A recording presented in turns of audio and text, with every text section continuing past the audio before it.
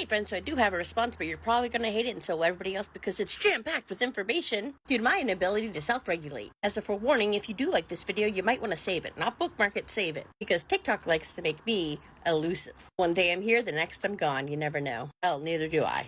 But I keep coming back because I'm one persistent hoe causing mayhem where I go. So if you like it, I don't know, save it and email it to yourself. I'm trying to work within this confines too, okay? So if you're ready to hear the controversial-ish TikTok things I have to say, let's begin. On December 1st, 2023, there were reports coming out from China of white lung syndromes occurring in children. Important to note is that white lung is a radiological finding describing lungs that appear more white when visualized on a monitor for a chest x-ray. Lungs should appear more transparent when viewing this way, but the reason they appear white is due to an increased density, usually attributed to fluid, usually a pneumonia, but there are different types and causes, bacterial, viral, etc.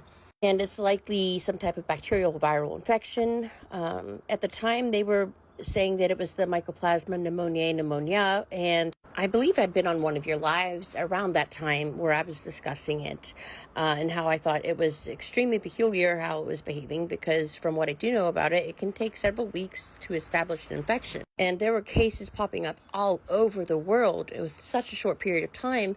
It made it really peculiar for me. It was also going around at the time with the 100-day cough and the walking pneumonia, again, seen globally. It's important because 3 weeks ago, at the end of November, is when China was reporting the white lung syndrome. Now, absolutely correct me if I'm wrong about this, but I thought one of the things I discussed on your live as well was that researchers and doctors were having difficulty in identifying anything on cultures and specimens. So despite some claims of it being Mycoplasma pneumoniae, there were other reports that nothing was really being identified, seen here. So I am seeing something very unusual, and it's not RSV, it's not influenza, and it's not COVID.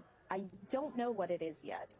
All cultures are coming back negative. And I'm sure you're like, why are you sharing all this information? It's just like verbal diarrhea. It really is important. Because yesterday, China came out and said that they have detected 7 infections of the COVID subvariant JN.1.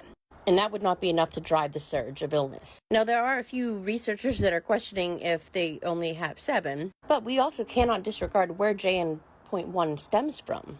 JN.1 comes from the BA.2.86 variant named Pyrola, and it was named Pyrola because of how genetically distinct it was from all of its other current variants and even some of its predecessors. And BA.2.86 descended from BA.2, which had been in circulation well over a year ago, disappearing and then reappearing over a year later, which was another just head scratcher about all of this. Dr. Mark Johnson stated that it had to have been from a persistent or chronic infection circulate again. And so there's a lot of immune evasiveness in that aspect because it was able to survive that long in the human body. We know that on August 10th, 2023, Mike Honey had posted that EG.5, the Ares variant, was circulating widely in China, only to, bam, a month later have BA.2.86 start circulating there, which was something I had worried about, was that we would see back-to-back infections, making just people more vulnerable to other pathogens, like bacterias. So if China is correct with reporting only 7 cases, it is unlikely that JN.1 was the root cause of that white lung. This information ultimately had come from Reuters, who are quoting the National Disease Control and Prevention Administration, saying that Chinese authorities claimed that the prevalence of JN.1 was still very low in the country, but said it could still become dominant.